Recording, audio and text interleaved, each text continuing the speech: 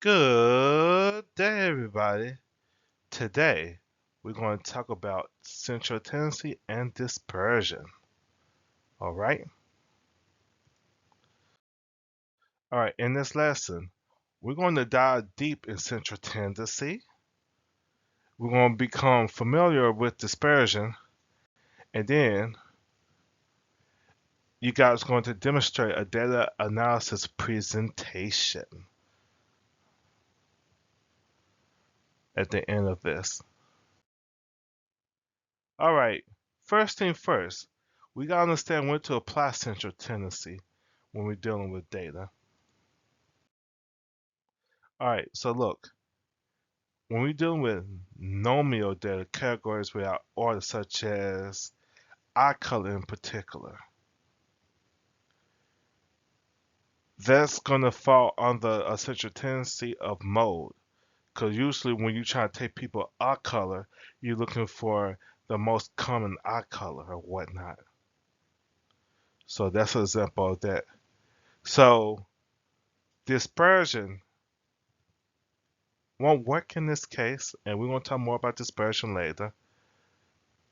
All right. All right. Ordinal data, categories that deals with order. So the mean and the median and the mode. Like for example, high school, high school grade level. You know how you classify it as freshman, sophomore, junior, senior. That is an example of what you want to use with that. And then if we get to dispersion, we're going to use the interquartile range. But again, when we get to dispersion, we're going to talk much more about that. All right, the interval data, order with equal intervals, such as time or temperature in particular. That's when central tendency, all parts of central tendency will work best. All right, ratio data. So when we say data that is ratio, we're talking about like in the half or 3/4. Like I'm 5'1", 6 foot and a half, 13 and a half, 252 pounds and a half, was, yeah, 262 pounds and a half. You could do that, I guess. And income, that's dealing with ratio data. That's what you still use all parts of the central tendencies. All right, central tendency. So look, my main focus is to get you to remember central tendency because I know it's been a while since anyone brought up central tendency to your discretion. All right, so central tendency is a statistical measure that describes the center. So the mode, mean, median. All right, those are three things that, I was trying to describe the center. All right, so this is how data could be distributed.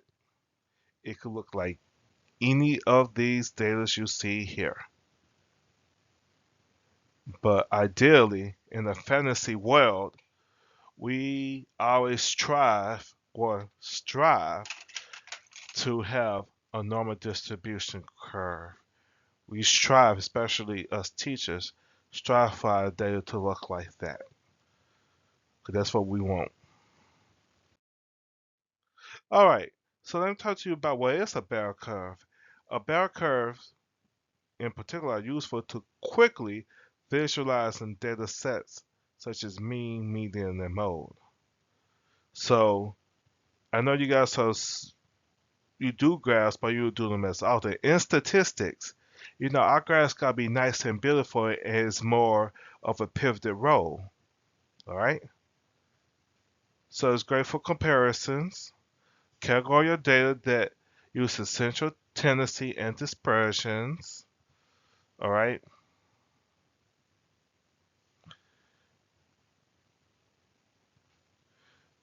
Great for comparisons. What do you think of categorical data? essential tendency and dispersion.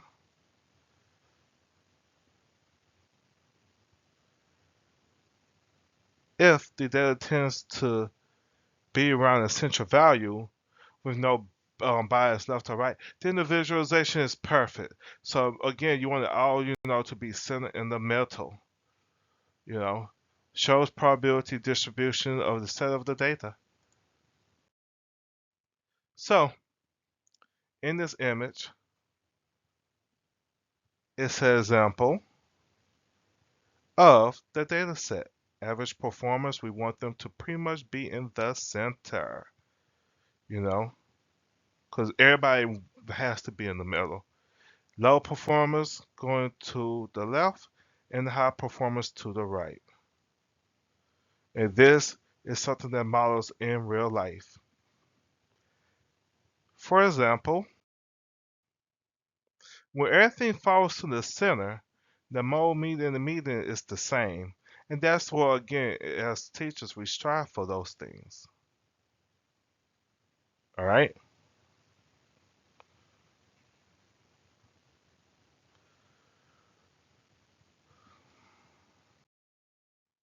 All right. So, all the time you're given data that looks like this.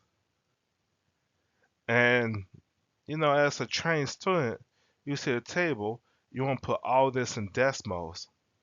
But unfortunately, you can't do that.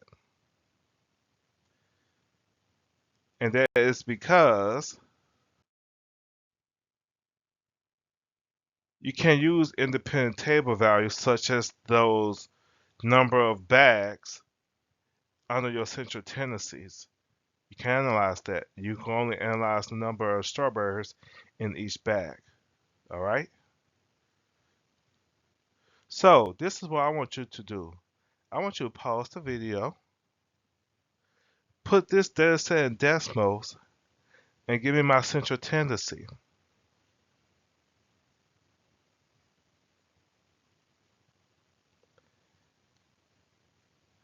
All right. So, this is my image.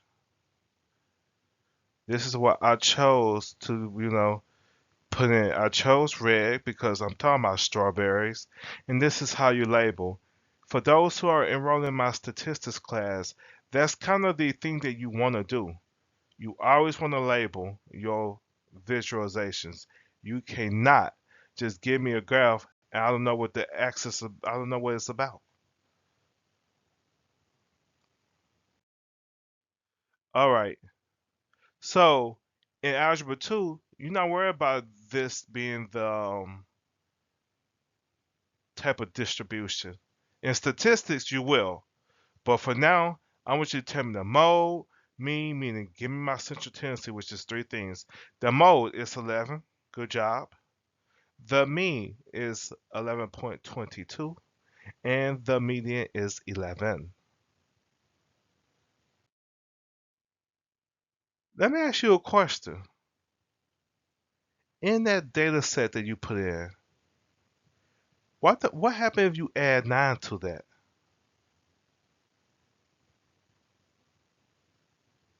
Pause the video and find and do it for me.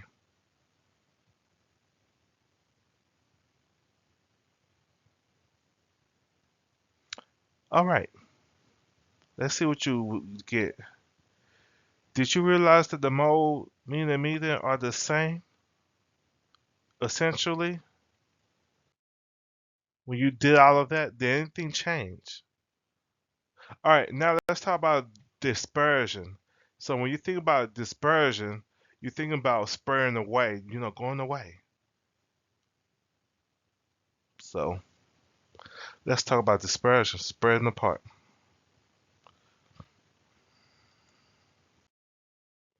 All right, dispersion means the extent to which numerical value is likely to be about an average value.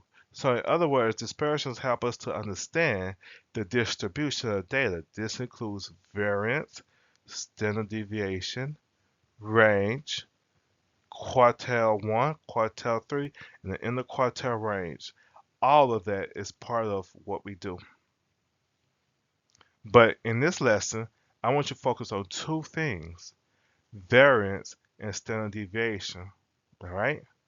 The quartiles and the interquartiles, I want you to worry about that in statistics. Oh, we also going to talk about range. All right, here's an example of a range. You subtract the high minus the low. In this case, here's the data set. I subtracted, I got 6. Quartiles, like I have told you, that's not something for you to worry about. So we ain't going to waste our time on that. You're not going to worry about that till next class period.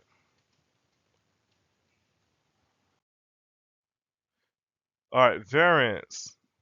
When we think of variance, you talk about the means of each data.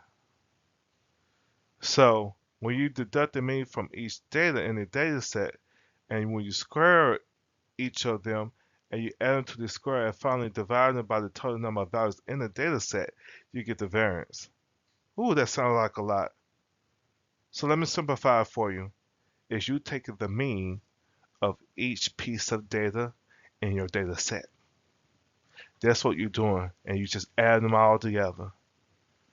So don't stress out about it. It's not hard, because Desmos is our best friend, and we're going to let Desmos do the work. All right?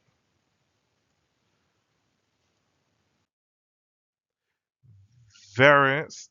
This is an example I want you to get. So let me post this example for you. So say if we're looking at customer trends about preferences, it could be for gaming console system, it could be hair product, all that stuff.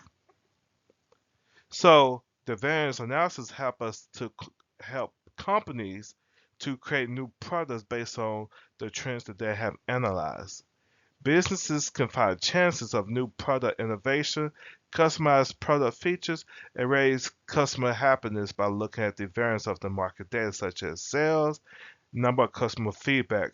For me in particular, I always look at these gaming companies like Nintendo and PlayStation, and look at my favorite game console. I mean, my favorite game series. So for me, I love Xenoblade. For those who like RPG, you want to pick that one up. So I played through the first one, and Nintendo look at the sales, and they add features based on the sales to make things even better, and they do that by the variance of the surveys and the sales and the reviews that they give for IGN, Game Informer, and Nintendo. I forgot the other review websites. All of those, Metacritic too. Those is where you want to go. I mean, that's what they go look to determine, okay, do I need to improve my game like this or like that? So it's a handy tool for us to understand and manage risk. It helps in finance by assessing risky investments, and it might be a good guide to a decision where to put your money at too, for those who like to invest. And for you young kids who are investing, kudos to you. You may want to invest in, my opinion is this. I could give my opinion about things like this. Invest in things that works, that everybody that's still gonna, keep going. Like for me, I like to invest in, gaming companies or gaming stores like GameStops. So keep that in mind. All right, standard deviation. All that is the square root of the standard deviation. And again, the standard deviation, when we think of it, it deals with the difference of means. Like how far are you away? Not difference in terms of subtraction, but how far are you away from the average? So I want you to pause this video. I want you to read this situation I want you to find me the standard deviation of this.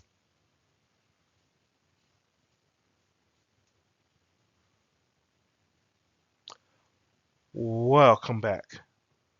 I trust that you find the standard deviation of 0.90. Now, in statistics, you have to write it out. You have to give me a complete sentence. This means that the typical hourly pay rate of an employee differs from the mean about 90 cents. That's how you explain that. All right.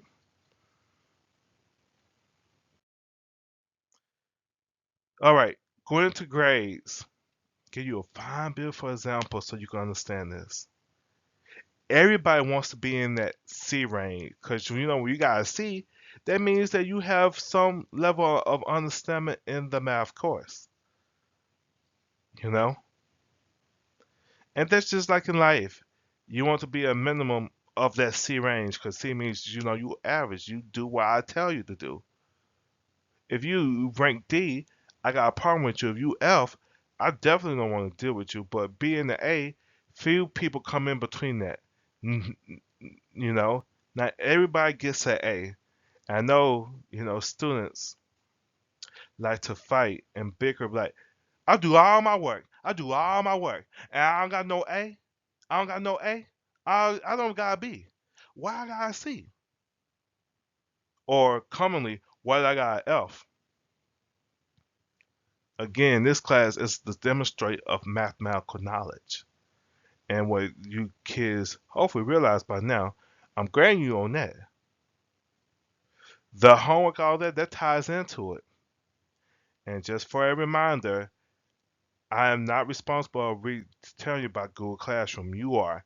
I post everything in Google Classroom. That's for you to keep your eyes on and look at. All right. And like I said, in real life, this is pretty much how it all follows. Everybody want golden balance. Even in workforce, everybody got to be in that middle. You got some people who see expectation. You got some people who go above that. You want everyone to be there.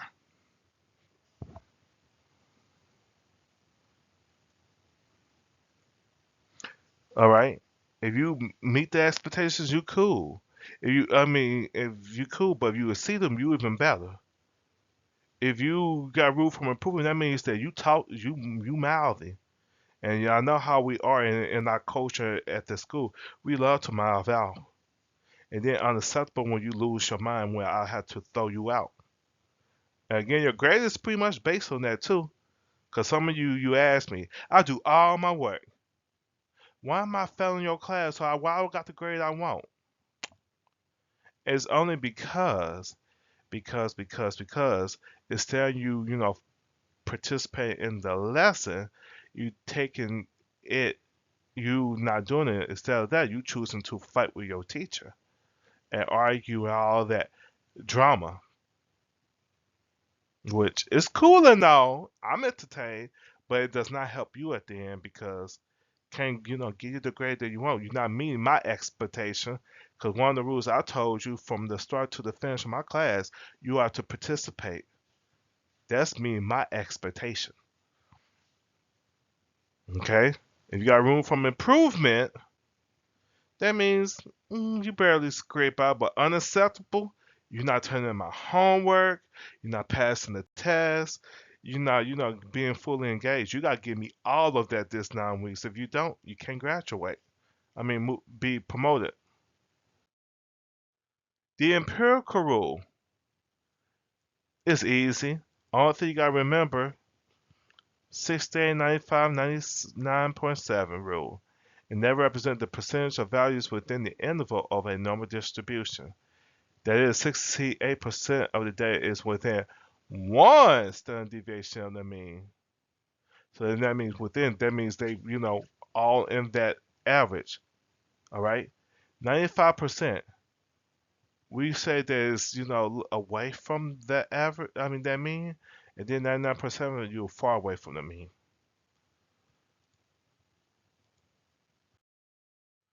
So this symbol right here which you saw earlier. This is called mu. Mu, that is your mean. And this symbol right here, I won't waste my time talking about that. That is called your standard deviation. In statistics, you also gonna know another language, and that's Greek. You're gonna know how to say some Greek words.